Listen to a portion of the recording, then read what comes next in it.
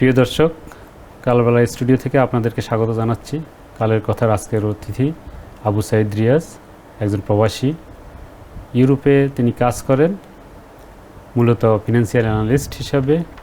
প্রবাসী বাংলাদেশিদের নিয়ে এবং বিদেশি বিনিয়োগ বাংলাদেশে আকর্ষণের ক্ষেত্রে উনি গুরুত্বপূর্ণ ভূমিকা রাখছেন। আসুন আমরা তার সঙ্গে পরিচিত হই। রিয়াজ ভাই, আপনাকে স্বাগত আমাদের স্টুডিওতে। ধন্যবাদ আপনাকেও আমাকে আমন্ত্রণ জানানোর জন্য। আমরা দর্শকদের উদ্দেশ্যে আজকে বলবো যে আপনি যে বাংলাদেশ থেকে এই প্রবাসে সুদূর প্রবাস জীবনযাপন করছেন এবং প্রবাসে গিয়ে আপনার যে স্ট্রাগল এবং সেখানে গিয়েও আপনি বাংলাদেশের কথা ভুলে যাননি এবং বাংলাদেশের উন্নয়ন নিয়ে আপনি সারাক্ষণ চিন্তাভাবনা করেন। আপনি বিদেশি বিনিয়োগ আনার ক্ষেত্রে যে বাংলাদেশের কি সেক্টরগুলো আপনাকে মনে হচ্ছে যে এখানে প্রসপেক্টিভ এবং বিদেশি বিনিয়োগ এখানে আসতে পারে। আরেকটা বিষয় হচ্ছে, আপনি কি শুধু বিদেশি বিনিয়োগ না, আমরা জানি যে প্রবাসী বাংলাদেশি যারা আছেন তাদেরকেও বাংলাদেশে বিনিয়োগকারী হিসেবে নিয়ে আসার ক্ষেত্রে ভূমিকা রাখছেন। ধন্যবাদ আপনাকে আমাকে মূল্যবান একটি প্রশ্ন করার জন্য। অ্যাকচুয়ালি দেখেন, আমাদের বাংলাদেশের মানুষের অনেক মেধা। আমাদের বাংলাদেশে অনেকগুলো খনি আছে। আমি মনে করি বাংলাদেশে আরেকটা খনি আছে, আপনি হয়তো জানেন কিনা জানি না। আমাদের দেশে তেল আছে, গ্যাস আছে, পাশাপাশি আমাদের দেশে মানুষের খনিও আছে এবং এই মানুষগুলো যথেষ্ট বুদ্ধিমান। শুধু আমরা ভালো করে প্রোভাইড করতে পারছি না বলেই আজকে আমাদের দেশটা অনুন্নত হয়ে আছে। আর বিনিয়োগের কথা আপনি বললেন যে বিনিয়োগ তখনই করবে বিদেশিরা যখন দেশে আসবে। আপনার নিজের কথাই ধরেন, আপনি যদি কোথাও কোনো দোকান দিতে যান, কোনো ইন্ডাস্ট্রি করতে যান, আপনি নিশ্চয়ই ওই এলাকাতে গিয়ে 10, 15, 20 বার ঘুরে আসবেন। জমি কেনার আগে, জমি কেনার পরে, ইলেকট্রিসিটি নিয়ে, গ্যাস নিয়ে, ওয়ার্কার নিয়ে পর্যাপ্ত আপনি দেখবেন, এটাকে অ্যানালাইসিস করবেন। তো বিদেশিরা যখন এই দেশে আসে, এয়ারপোর্ট থেকে নামার পরে আমাদের দেখেন আপনি যে ফুটপাথ কতটুকু আমরা ইউটিলাইজ করতেছি। তারপরে প্রত্যেকটা জায়গাতে যেখানে আপনার বিদেশি বিনিয়োগকারীরা আসবে তার আশেপাশে আপনি উপরে উঠে তারা যদি ডানে বাঁয়ে দেখে, তারা দেখবে শুধু বস্তি আর বস্তি। তো বিদেশ থেকে ফরেন ইনভেস্টমেন্ট আনার ক্ষেত্রে প্রথম এবং অদ্বিতীয় আমি মনে করি আমাদের দেশের ঢাকা সিটির ইনফ্রাস্ট্রাকচার ডেভেলপমেন্ট করতে হবে। এখানে দীর্ঘদিন থেকে আমরা কোথায় আছি, কিভাবে আছি? পৃথিবীর বিভিন্ন দেশে পর্যাপ্ত লোক নাই ওদের ইন্ডাস্ট্রি চালানোর জন্য। সেই ক্ষেত্রে আমরা অনেক আগানো, আমরা এগিয়ে আছি। আমাদের পপুলেশন গ্রোথ অনেক বেশি। ছোট্ট একটি দেশ আমাদের, প্রায় যদিও সরকারিভাবে আপনার গুগলে আপনি সার্চ দিলে পাবেন আমাদের দেশের জনসংখ্যা মেবি 18 কোটি, কিন্তু আমি মনে করি দেশের বাইরে যদি 3 কোটি থাকে, ঢাকা সিটিতে আছে 3 কোটির উপরে, আমার দৃষ্টিতে 22 কোটির উপরে লোক আছে, যদিও আপনার গুগলে সার্চ করলে পাবেন 18 কোটির মতো। আচ্ছা, আপনি এখানে একটু বলি যে আপনি বলছেন আমাদের দেশে তেলের খনি আছে, আপনি মানুষের কথাও বলছেন যে এই দুইটাই তো একটা সম্পদ। কিন্তু সাম্প্রতিক যে তেলের ক্রাইসিস চলছে, ধরেন এই যে একটা সংকট, অথবা আমাদের স্কিল লেবার নেই, জনগণ অত হাই স্কিল না, তো সেক্ষেত্রে বিদেশি বিনিয়োগ আসার ক্ষেত্রে এটা কি কোনো বাধা হিসেবে আপনি দেখছেন কি না? অ্যাকচুয়ালি এটা বাধা হিসাবে দেখি না, কারণ বাধা যেখানে সমাধানও সেখানে। তেলের কথাই বলি, দেখেন আপনার এই যে যুদ্ধ শুরু হওয়ার আগে আমি নিজে পার্সোনালি আপনার তেল কিনেছিলাম ইটালিতে 1.49 ডিজেল ইন ইউরোতে, এবং আমি আসছি 8-10 দিন হলো। তো আপনার যেদিন আসবো তার আগের দিনও তেল নিয়েছিলাম ডিজেল, তখন নিয়েছিলাম 2.49। দ্যাট মিন্স আপনার 1 ইউরোর উপরে দাম বেড়েছে। আর আমি এখানে এসে দেখলাম আমাদের দেশে তেল হচ্ছে 120 টাকা। তো তেলের দাম মাত্র 20 টাকা বেড়েছে। এক্ষেত্রে অ্যাকচুয়ালি আমাদের দেশে আমি মনে করি অতটুকু তেলের দাম বাড়েনি, মাত্র 20 টাকা বেড়েছে। তো যাই হোক, সরকারি ভালো জানে, সরকারি এটার চেষ্টা করতেছে এটাকে ডেভেলপমেন্ট করার জন্য। ডে বাই ডে মানুষের কষ্ট হচ্ছে। মানুষ 1 লিটার 2 লিটার তেলের জন্য যারা হুন্ডা বাইক চালায়, আপনার পাঠাও করে, ওনারা আপনার কারো মুখে আমি শুনেছিলাম যে কেউ 8-9 ঘন্টা 10 ঘন্টা, এবং কেউ গাড়ি নিয়ে 5 লিটার তেল পাবে সেই আশায় 17 ঘন্টা পর্যন্ত অপেক্ষা লাইনে দাঁড়িয়েছে। তো আমি ওনাদের জন্য দুঃখ প্রকাশ করি। সেই সাথে আমাদের নতুন সরকার অনেক বাধা বিপত্তির পর আজকের এই পর্যায়ে আসছে। সমস্যা তো থাকবেই। আপনি যদি আপনার একটা নতুন অফিস চেঞ্জ করেন, নতুন অফিসে গেলেও কিন্তু হাবভাব বুঝতে একটু সময় লাগবে। আপনি গাড়ি চালাতে জানেন, আপনি যদি নতুন একটা গাড়ি কিনেন, সেই গাড়ির ডান বাম বুঝতেও কিন্তু 10-15-20 দিন সময় লাগে। সেই ক্ষেত্রে একটা আমাদের অনেক পপুলেশন, একটা নতুন সরকার আসছে, হাবভাব বুঝতেই তো 6-7 মাস তো লাগতেই পারে। কিন্তু আমরা যেটা দেখি সরকারের তরফ থেকে বলা হচ্ছে যে তেলের কোনো সংকট নেই। তো সেক্ষেত্রে আবার আমরা দেখছি পাশাপাশি যে পেট্রোল পাম্পের লাইন, তো এই দুটো আসলে এখানে মিসম্যানেজমেন্টটা কোথায়, মিসম্যাচটা কি আসলে? অ্যাকচুয়ালি এই প্রশ্নের উত্তর আমি কতটুকু দিতে পারবো বা আপনাকে কতটুকু সন্তুষ্ট করতে পারবো বলতে পারি না।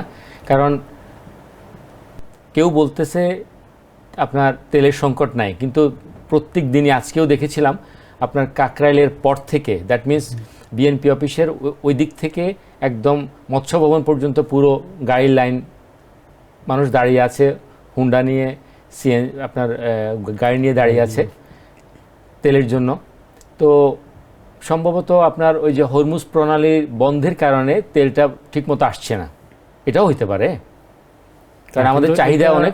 আর আমরা মনে করেন আমরা আমাদের দেশে যখনই শুনি কোনো কিছুর সংকট আসবে, দেখেন রোজার আগে দিয়ে বিভিন্ন জিনিসের সংকট পড়ে, তদ্রূপ এখন এই তেলের কথা শোনাতে যুদ্ধের শুরুতে অনেকেই অনেক কিছু ভাবতেছে। এই জন্য এগুলো ইচ্ছা করে আমরা অনেক সময় বেশি করে কিনতে চাই, যার কারণে আমাদের একটা সমস্যার সৃষ্টি হয়। শুধু যে গাড়ির ক্ষেত্রে তা না, আমরা রিপোর্টে দেখেছি যে আপনার তেলের সংকটের কারণে কারখানায় উৎপাদন বিঘ্নিত হচ্ছে। তো সেটা তো আমাদের টোটাল জিডিপির উপরে একটা বড় অভিঘাত আসছে, যে আমাদের ফাইনালি বছর শেষে একটা গ্রোথ হওয়ার কথা, সেটাও হয়তো হবে না। তো এটা যে আপনি যেহেতু ফরেন ইনভেস্টমেন্ট অ্যানালিস্ট, আপনার চোখে কি এই ধরনের পরিস্থিতি যখন লং টার্ম যদি হয়, তাহলে বিদেশি বিনিয়োগ আসার ক্ষেত্রে এখানে এটা উৎসাহিত হবে কি করে? ধন্যবাদ। দেখেন, এই তেল গ্যাসের সংকট ইদানিং দেখতেছি। তো এটা যদি মনে করেন আগামী 1 মাস 2 মাসের মধ্যে সলভ হয়ে যায়, বিদেশি বিনিয়োগ আসার ক্ষেত্রে সমস্যা হবে না। আর সমস্যা তো আগে থেকেই আছে, কারণ আপনি জানেন ইন্টেরিয়াম গভর্নমেন্ট আমাদের জন্য অনেকগুলো চুক্তি করে গিয়েছে। তো অনেক চুক্তি করেছে যেগুলো দেশের জন্য অনেক ক্ষতিকর। এর আগে অনেক কিছুই আমরা দেখেছি, বাট বর্তমানের যে প্রেক্ষাপট বা বর্তমানের যে সংকট, এটা আগের সংকটকেও ছাড়িয়ে গিয়েছে। আমরা দেখলাম এই তেলের সংকটে ধরেন বিদ্যুতের সংকট, লোডশেডিং হচ্ছে। তো এইটা ধরেন আমাদের শিক্ষা ব্যবস্থার উপরে একটা বড় ধরনের আঘাত এনেছে। তো এই পরিস্থিতি মানে আপনারা বাইরে যে অভিজ্ঞতা আপনাদের, সেক্ষেত্রে ধরেন এটা যদি একটা উন্নত দেশে এই ধরনের পরিস্থিতি নর্মালি হয় না, তো এই ধরনের পরিস্থিতি মোকাবেলা করার জন্য আপনার পক্ষ থেকে একটা সরকারের কাছে সাজেশনটা কি থাকবে? এইটা আপনার আমাদের যারা জ্ঞানী গুণী মানুষ আছে, সরকারের উপদেষ্টা আছেন, মন্ত্রী পরিষদে আছেন, ওনারা আমার থেকে অনেক ভালো জানেন। তারপরেও আমি বলবো যে আপনার এই সমস্যা হয়তো বেশি দিন থাকবে না। সরকার উচ্চ পর্যায়ে আপনার যোগাযোগ করবে, যে কারণে সমস্যা হচ্ছে। আমাদের পররাষ্ট্র মন্ত্রণালয় আছে, ওনারা এটা ভালো করে আপনার কমিউনিকেশন করলে তেলের সমস্যাটা সমাধান হবে। সেই ক্ষেত্রে আপনার গ্যাসের ক্ষেত্রেও আমি বলবো একই কথা। আমাদের দেশে তো আপনি জানেন যে আমাদের দেশে অনেক গ্যাস পাওয়া গিয়েছে, তেলের খনিও পাওয়া গিয়েছে, কিন্তু আপনার ইনভেস্টমেন্টের অভাবে এগুলো উত্তোলন করা যাচ্ছে না। আপনি নিশ্চয়ই আপনার চোখে পড়েছে যে বিভিন্ন জায়গাতে, সিলেটে, কুমিল্লাতে বেশ কিছু নতুন কূপ পাওয়া গিয়েছে, হয়তো ইনভেস্টর পাচ্ছে না। আর এখন নতুন সরকার আসছে, আমি পার্সোনালি আশা করি, বা আপনিও হয়তো আশা করতেছেন নতুন সরকারের কাছে, আপনার যেভাবে আমরা চাচ্ছি হয়তো উনি আপনার করতে পারবে। আমাদের দেশের জনগণের যে আশা আকাঙ্ক্ষা, দীর্ঘদিন পরে একটা নির্বাচিত সরকার এসছে, উনি হয়তো আমাদের অনেকগুলো আশা পূরণ করতে সক্ষম হবে। আর পাশাপাশি ইলেকট্রিসিটির, আমাদের দেশে পর্যাপ্ত পরিমাণে ইলেকট্রিসিটি উৎপন্ন হয় তেল দিয়ে, গ্যাস দিয়ে। সেই ক্ষেত্রে তেল না পাওয়াতে একটু সুবিধা হবেই। আমি আশা করি আমাদের দেশের মানুষ এটাকে নেগেটিভ না নিয়ে পজিটিভ দেখবে, কারণ একটু সমস্যা তো হবেই। আচ্ছা, আপনি পররাষ্ট্র মন্ত্রণালয়ের কথা বলছেন, যে আমরা অথচ এই মন্ত্রণালয়ে বিদেশে মিশন যারা আছে, মিশনে সেই ফরেন মিশনগুলো নিয়ে অনেক অভিযোগ আছে। আপনি একজন প্রবাসী, তো আমরা সেই বিষয়ে যদি একটু আলোকপাত করতে চাই, যে প্রবাসীদের সাথে এই মিশনগুলোর যে দূরত্ব বা আসলে ঠিকমতো সেবা দিচ্ছে না, এই বিষয়ে আপনার অভিজ্ঞতা কি? ধন্যবাদ। যতগুলো প্রশ্ন করেছেন, আমার দৃষ্টিতে সবচেয়ে মূল্যবান প্রশ্ন হচ্ছে এইটা। আপনি দেখেন, আমাদের নতুন গভর্নমেন্ট আসছে মাত্র 2 মাস কম বেশি। তো আপনি দেখেন আমেরিকান অ্যাম্বাসেডর, উনার ভূমিকা, উনি প্রতিদিন প্রত্যেকটা মিনিস্ট্রিতে এমন কোনো দিন নাই যে উনি কোনো মন্ত্রীর সাথে মিটিং করেনি। আপনি দেখেন আমাদের দেশের অ্যাম্বাসেডর যে বাইরে আছে উনারা কতটুকু কি পরিমাণে দেশে ইনভেস্টমেন্ট আনতে পারতেছে।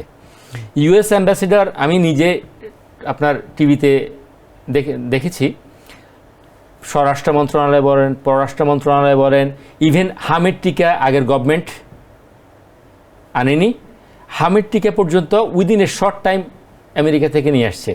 দ্যাট মিন্স আমেরিকার এত ডেভেলপমেন্ট কান্ট্রি, উনার অ্যাম্বাসেডর প্রতিদিন কোথাও না কোথাও ধর্ণা দিচ্ছে নিজের দেশকে ডেভেলপমেন্ট করার জন্য। ডেভেলপমেন্ট বলতে নিজের দেশের প্রোডাক্ট বিক্রি করার জন্য।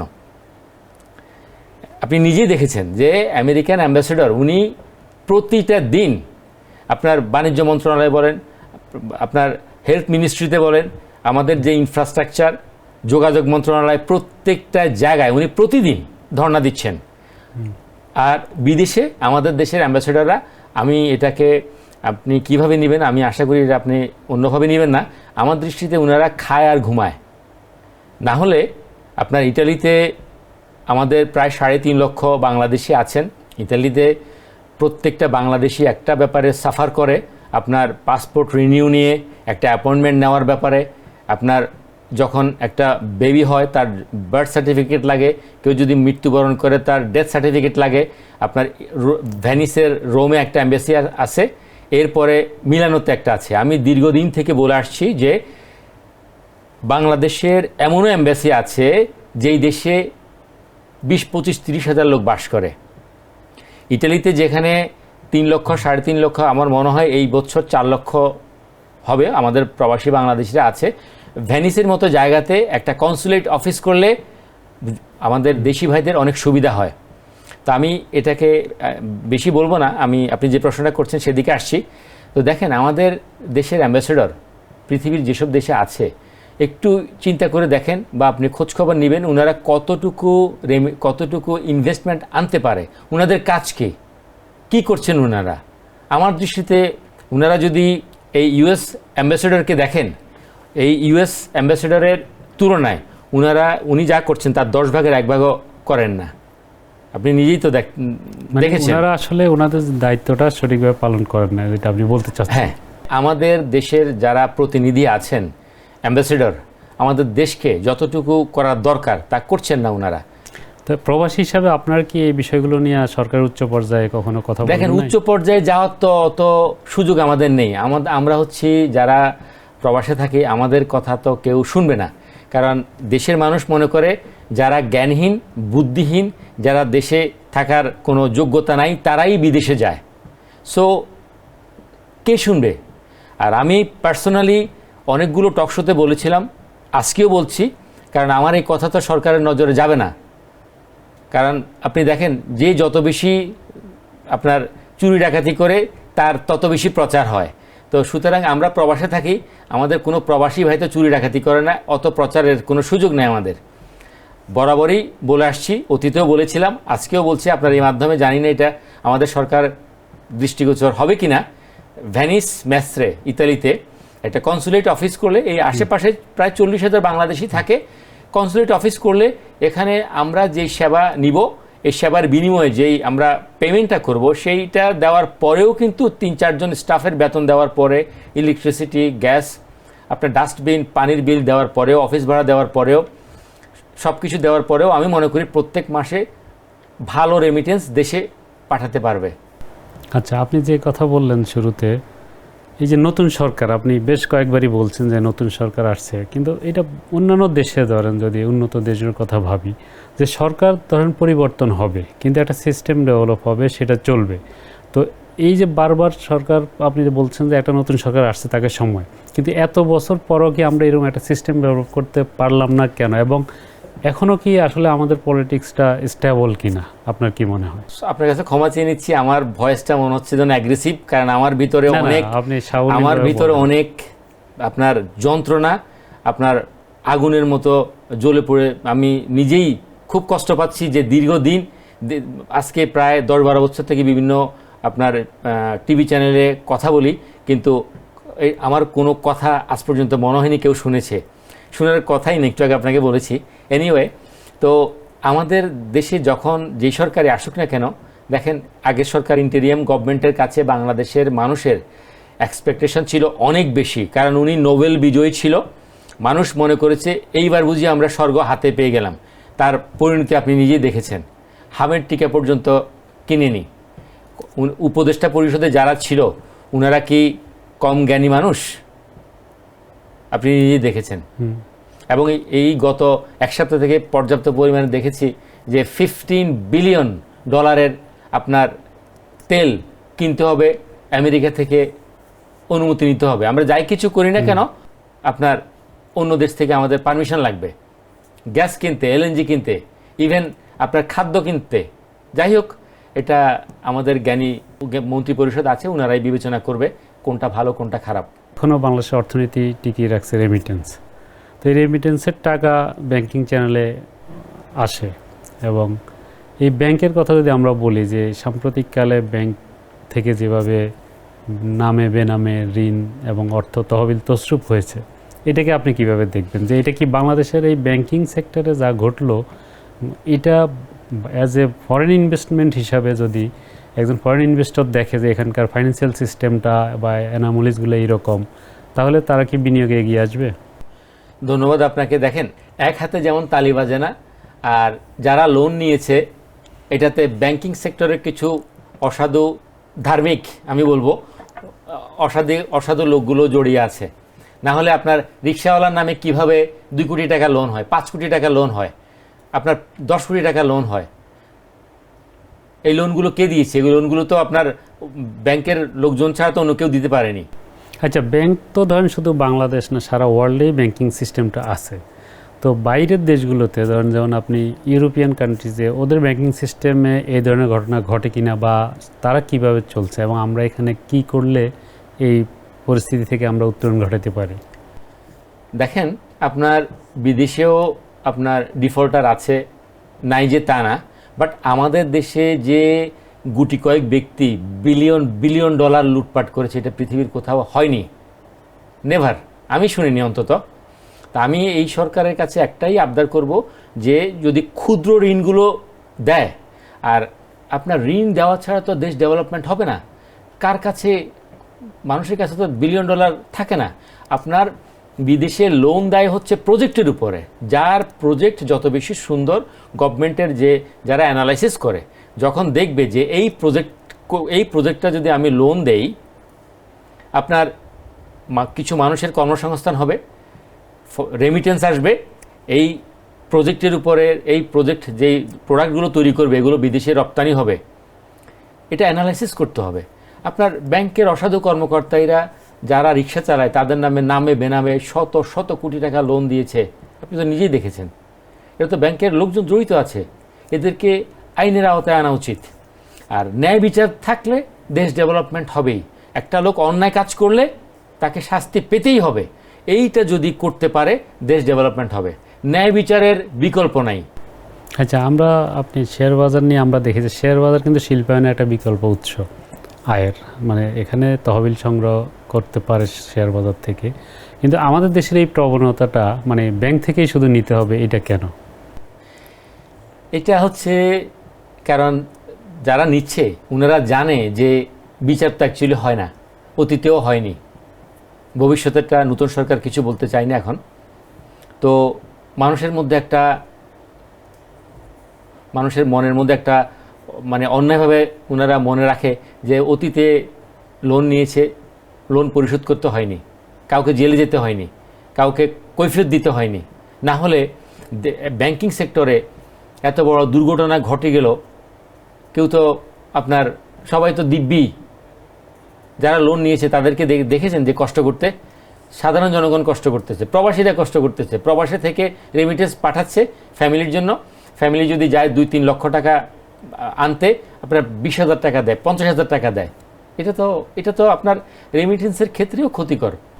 কারণ আমাদের দেশটা টিকে আছে ফরেন রেমিটেন্সের উপরে। প্রত্যেক বছর মেবি আপনার 37, লাস্ট ইয়ার 35 বিলিয়ন আসছে। আপনার নতুন ইন্টেরিয়াম গভর্নমেন্ট যখন আসছে, উনি প্রবাসীদের জন্য অনেক কিছু করে ফেলবে, অনেক কিছু করেছে, ধোকা দিয়েছে মানুষকে। আমি তো ওনাকে বলি যে উনি হচ্ছে একজন জোকার টাইপের মানুষ। হাত পাড়া নিয়ে কথা বলে, মানুষকে খুব অল্পতেই কনভিন্স করে ফেলে, যার কারণে আজকে দেশের এই পরিস্থিতি। আচ্ছা, আমরা এবার একটু আবার বিনিয়োগের দিকে আসি। যে আমাদের যে ধরুন জ্বালানি সংকট, ঘুরে ফিরে আমরা আবার একই জায়গায় আসছি, যে বিদ্যুতের সংকট, জ্বালানি সংকট। এই সংকট ধরেন যদি মোচন না হয়, সেক্ষেত্রে আমরা বিদেশি বিনিয়োগ কিভাবে নিয়ে আসব? আর আপনি বিদেশি বিনিয়োগ নিয়ে কাজ করছেন, আপনার কাছে কি কি মনে হয় যে আমাদের এই বিদেশি বিনিয়োগ আকর্ষণের জন্য এই সরকারের আরও কি কি করা উচিত, কি কি পদক্ষেপ নেওয়া উচিত? ধন্যবাদ। দেখেন, বিদেশি বিনিয়োগকারীদেরকে আকৃষ্ট করার প্রথম এবং অদ্বিতীয় হচ্ছে যে ইনফ্রাস্ট্রাকচার ঠিক করা। আপনার একটা হাইওয়েতে গেলে আপনার সেখানে রিক্সা আছে, স্কুটার আছে, মানুষ হাঁটতেছে, সেটা আছে, আপনার ভ্যান চলতেছে, আপনার গরু চলতেছে, ছাগল চলতেছে, এটা হতে পারে না। বিদেশি বিনিয়োগ কখন আসবে? যখন দেখবে যে তার ইনভেস্টমেন্ট সিকিউরড, নিরাপদ। একজন বিনিয়োগকারী যখন এয়ারপোর্ট থেকে নামে, যখন বিমানে করে নামে, জানালা দিয়ে দেখা যায় দেশের পরিস্থিতি যে কী। আর যার কাছে টাকা আছে সে অনেক অনেক ট্যালেন্ট, অনেক ব্রিলিয়ান্ট। যার টাকা আছে তার কাছে পাওয়ার আছে। বিমান ল্যান্ড করার সময় ঢাকা সিটিটার কিছু অংশ দেখা যায়। তো যেই লোকটা ইনভেস্ট করবে, সে যখন জানলা দিয়ে দেখবে দেশের এই পরিস্থিতি, নামতে হবে না। আপনার থাকবে কোথায়? শেরাটন, ওয়েস্টিন, আসতে রাস্তার মধ্যে আপনার এই যে এয়ারপোর্ট রোডের অবস্থা দেখেন, খিরখাত দেখেন, আপনি তো নিজেই। হ্যাঁ, তো একটা লোক যখন ইনভেস্ট করতে আসবে, সে কি দেখবে? বেশি দূর যেতে হবে না। আর আমাদের দেশীয় যারা বিনিয়োগ করবে, বা আমাদের দেশীয় যেমন কৃষক আছেন যারা চাষাবাদ করেন, যে দেশে যে এখন বিদ্যুৎ যে সংকট, ধরেন বিদ্যুৎ ঠিকমতো থাকে না, ফলে ইরিগেশনের ক্ষতি হচ্ছে। তো এই যে মানে লোকাল ইন্ডাস্ট্রিও তো সার্ভাইভ করতে পারছে না, মানে দেশীয় যারা ইনভেস্টর তারাও তো সার্ভাইভ করতে পারতেছে না। তো এই সংকটটা আসলে কিভাবে কাটতে পারে সরকার? মানে আপনার পরামর্শ কি? এই সংকট কাটানোর জন্য সরকার আপনার যদি টার্গেট করে যে আমি এই বছর 10 বিলিয়ন টাকা লোন দিব কৃষকদেরকে, ক্ষুদ্র ঋণ যেগুলো 5 লক্ষের বেশি হবে না। আপনি দেখেন 10 বিলিয়ন টাকা যদি দেওয়া হয় কৃষকদের মাঝে, আপনি একবার চিন্তা করেন ওনাদের সেচ ব্যবস্থার জন্য, তারপরে আপনার সোলার প্যানেলের জন্য বিদ্যুতের ঘাটতি অনেকটা কমবে। আপনার একটা বড় প্ল্যান্ট করতে গেলে যেই পরিমাণ ইনভেস্ট করবে, সেটার 40% কিন্তু আপনার মানে বিনা কারণে খরচ হয়। বড় বড় ইনভেস্টমেন্টের 40% কিন্তু অকারণে খরচ হয়ে যায়। সেই ক্ষেত্রে গভর্নমেন্ট যদি চিন্তা করে যে আমি দেশকে ডেভেলপমেন্ট করব সত্যিকার অর্থে, নতুন সরকার আসছে আমাদের, উনি যেহেতু দীর্ঘদিন বাইরে ছিল, ওনার প্ল্যান আছে, আপনি নিজেও দেখেছেন। উনি বলেছেন যে I have a plan. So আমি সাজেস্ট করব না, এটা হয়তো আমার একটা ভাবনা আর কি। আমি বলতে চাই যে 10 বিলিয়ন ইউএস ডলার যদি আমাদের কৃষকদের মাঝে সত্যিকার অর্থে বিলি করতে পারে, আপনার ইলেকট্রিসিটির যে চাহিদা অনেকাংশে কমবে। পাশাপাশি আপনার আমাদের দেশের স্কুল কলেজের ছেলেরা গ্রামেগঞ্জে আপনি দেখেছেন, বিভিন্ন ইউটিউব চ্যানেলে দেখেছেন, তারা অনেক কিছু আবিষ্কার করেছে। ওদেরকে যদি ভালোভাবে প্রোভাইড করা যায়, ওদেরকে যদি ইনভেস্ট করা যায়, আপনি দেখেছেন যে গত 2 দিন আগে আমাদের প্রাইম মিনিস্টার গো কার্ড চালিয়েছে। এইটা তো কেউ না কেউ উদ্ভাবন করেছে, এর আগে তো কেউ পারেনি। বিদেশে করেছে, সে দেখেছে, ইউটিউবে দেখে নিজে বানিয়েছে। এই ছেলেকে যদি আপনার 20, 25, 30 লক্ষ টাকা সরকার লোন দিতে পারে, ওর পিছনে পর্যাপ্ত পরিমাণে আপনার কনসালটেন্সি করে আমাদের ডিসি সাহেব আছেন, যারা যেই শহরে আমাদের প্রশাসনিক কর্মকর্তারা আছেন, এই ছেলেকে 30, 20, 25, 30, 50 লক্ষ টাকা যদি গভর্নমেন্ট হেল্প করে, সেটাকে ডেভেলপ করবে। আমাদের গ্রামেগঞ্জে পর্যাপ্ত পরিমাণে আপনার যারা ছেলেমেয়েরা আছে তারা অনেক কিছু আবিষ্কার করেছে, শুধুমাত্র ফান্ডিংয়ের অভাবে করতে পারতেছে না। এই আমি মনে করি সরকার একটা আইটি সেক্টরে 200-500 লোককে রাখবে, যারা প্রতিদিন ইউটিউব চ্যানেল দেখবে, ইউটিউব চ্যানেল থেকে দেখে এইসব মেধাবী ছেলেদেরকে বের করে ওদেরকে প্রপার গাইডেন্স করবে। তারা যা উদ্ভাবন করতেছে তাদেরকে ক্ষুদ্র ঋণ দিবে। আমি মনে করি আপনার 500 কোটি টাকা না দিয়ে 20 লক্ষ, 5, 10, 15, 20, 50 লক্ষ টাকা দিলে দেশ ডেভেলপমেন্ট হবে অতি দ্রুত। এবং কৃষকদেরকে আমি মনে করি সোলার প্যানেলের জন্য 5-10 লক্ষ টাকা এটা আপনার গ্যারান্টি ছাড়াও দিতে পারে, যদি প্রপার যে কৃষক যে সকালে ঘর থেকে পান্তা ভাত খেয়ে বের হয়, যদি তাকে সুন্দরভাবে চিহ্নিত করা যায় যে এই লোকটাই কৃষক, তাকে যদি 5-10 লক্ষ টাকা দিতে পারে, দেন ডেভেলপমেন্ট হবেই। আপনার বিদ্যুতের চাহিদা অনেকাংশে কমবে। এখন অনেক সময় দেখা গেছে, দেখেন, গভর্নমেন্ট হেল্প করতে চায়, কিন্তু নামে বেনামে বিভিন্ন রকম সিম ইউজ করে গভর্নমেন্টকে ধোঁকা দিয়ে মানুষ এটাকে ইউটিলাইজ করতেছে অন্য খাতে। না, কিন্তু একটা গভর্নমেন্টের একটা মেকানিজম, একটা মনিটরিং ব্যবস্থা তো থাকবে না? অতীতেও তো ছিল, সব কিছুই তো ছিল, তারপরেও কেন দেশ ডেভেলপমেন্ট হচ্ছে না? সিঙ্গাপুরে কোথায়, মালয়েশিয়া কোথায়, আমরা কোথায় আছি? আচ্ছা, এখানে আরেকটা বিষয় যে আমাদের দেশের মেধাবীরা কিন্তু দেশ ছেড়ে চলে যাচ্ছে। তো আমরা দেখলাম বাংলাদেশে অনেক ছেলে বাইরে গিয়ে অনেক বড় বড় পদে বা ভালো আবিষ্কারক হচ্ছে।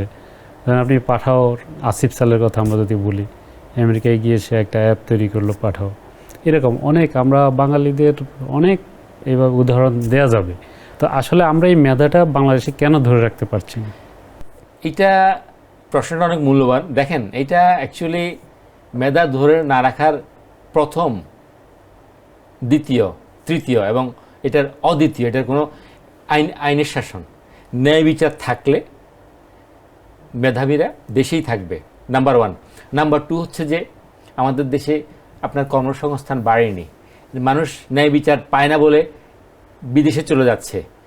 বিদেশিরা দেশে ইনভেস্ট করে, জমি কিনে, অ্যাপার্টমেন্ট কিনে, তাকে বুঝিয়ে দেয় না। যারা প্রতাপশালী আছে তাদের কোনো বিচার আচার হয় না, খুন করে পার পেয়ে যায়। তো সাধারণ যেই ছেলেটা গ্র্যাজুয়েশন করেছে সে চায় যে একটা সুন্দর জীবনযাপন করতে, 4টা ডাল ভাত খেতে। কেউ কিন্তু আপনার ডায়মন্ড খেতে চায় না, কেউ কিন্তু স্বর্ণ খেতে চায় না, সবাই চায় কিন্তু 4টা ডাল ভাত আর একটু শান্তিতে। আপনি যখন পরিশ্রম করেন, দিন সকালবেলা ঘর থেকে বের হন, রাতের বেলা বাসায় যান, আপনি তো কোরমা পোলাও বিরিয়ানি খেতে চান না, আপনি চান যে সুন্দর একটা পরিবেশে সুন্দর একটা প্লেটের মধ্যে 4টা ডাল ভাত খেতে। তো এখন এই ক্ষেত্রে আপনি দেখেন আমাদের দেশে কিন্তু আপনার আইনের শাসন নাই বলেই সবাই 4টা ডাল ভাত খেতে আপনার বাইরে যায়। ওইখানে আইনের শাসন আছে, তারা সবাই নিশ্চিত যে কেউ অন্যায় করে পার পাবে না। ইতালিতেও বলেন, আমেরিকা বলেন, লন্ডনেও বলেন, প্রত্যেক দেশেই কিন্তু ক্রাইম হয় না যে তা না। আমেরিকাতেও কিন্তু মানুষ মারা যাচ্ছে গুলি খেয়ে। এই যে গতকালকে রাতে কি হয়েছে দেখেছেন তো? জি। সো আমাদের দেশে হচ্ছে, কিন্তু ন্যায় বিচার পাচ্ছে না। এই যে আপনার 9 বছরের মেয়েকে রেপ করে 10, 15, 20 টুকরা করে ফেলে দেয়, আসামি ধরা খায়, তাকে জিজ্ঞাসা করার পর সে নিজে অকপটে বলে যে আমি করেছি। তো সেখানে তো 5-10 বছর প্রয়োজন নাই। তো ন্যায় বিচার দেশকে ডেভেলপমেন্ট করার জন্য, আপনার মেধাবীদেরকে দেশে ধরে রাখার জন্য অনেকগুলো কারণের মধ্যে আপনার ন্যায় বিচার হচ্ছে প্রথম। যখন ন্যায় বিচার থাকবে, যে অন্যায় করবে সে সাজা পাবে, যখনই হবে দেশ ডেভেলপমেন্ট হবে। তাহলে এই শাসন ব্যবস্থার এই দুর্বলতার জন্য আপনি কি মনে করেন আমাদের পলিটিশিয়ানরা দায়ী না আমলারা দায়ী? আসলে সমস্যাটা কোথায়? এটার জন্য অ্যাকচুয়ালি শুধু সরকারকে একা দোষারোপ করা যাবে না। আর একটা সরকার একা দেশ চালাতে পারবে না।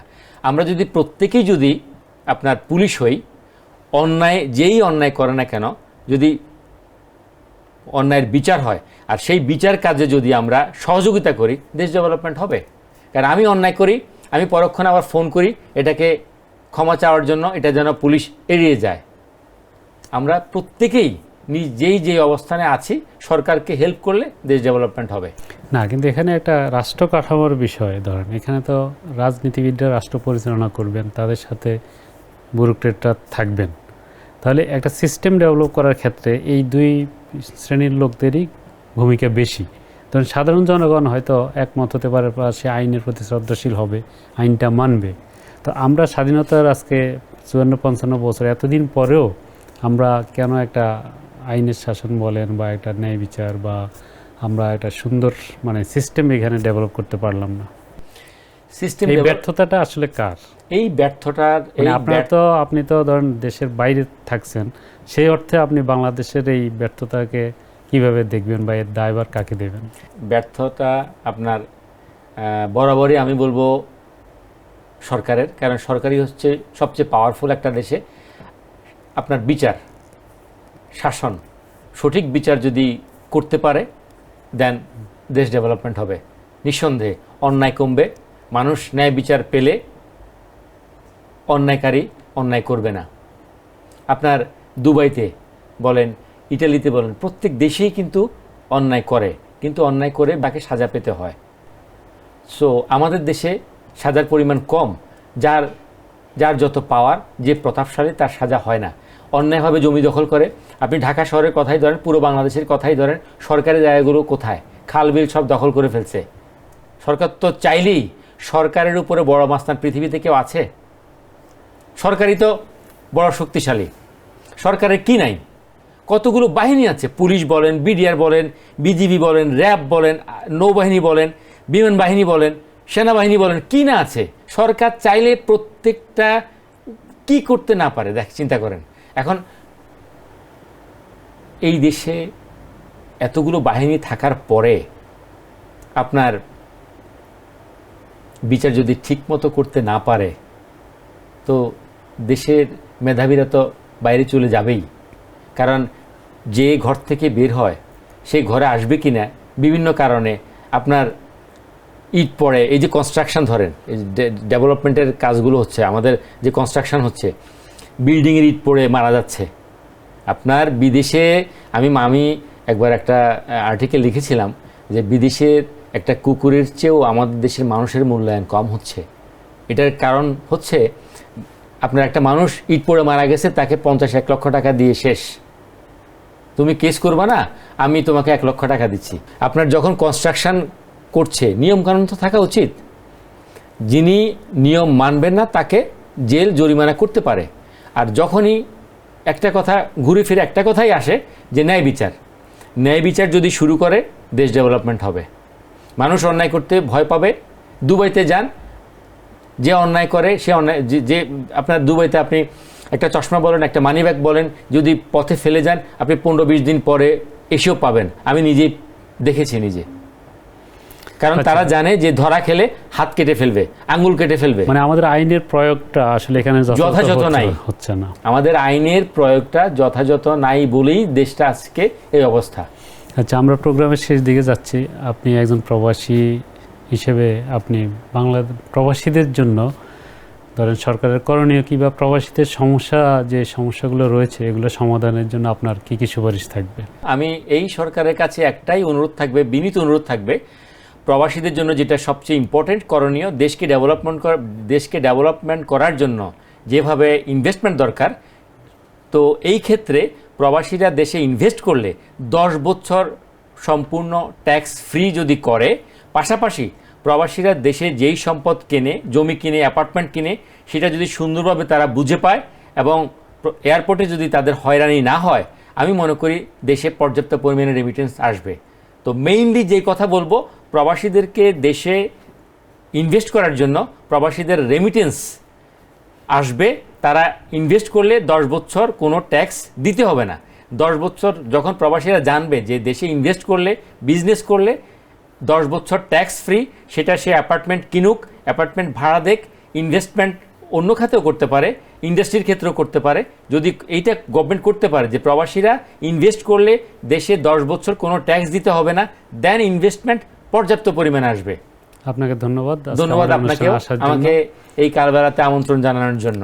প্রিয় দর্শক, আজকের অনুষ্ঠান আমরা এখানেই শেষ করছি। আমাদের সাথে ছিলেন foreign investment analyst Abu Saeed Riaz. আজকের মতো এখানেই বিদায়। ভালো থাকবেন।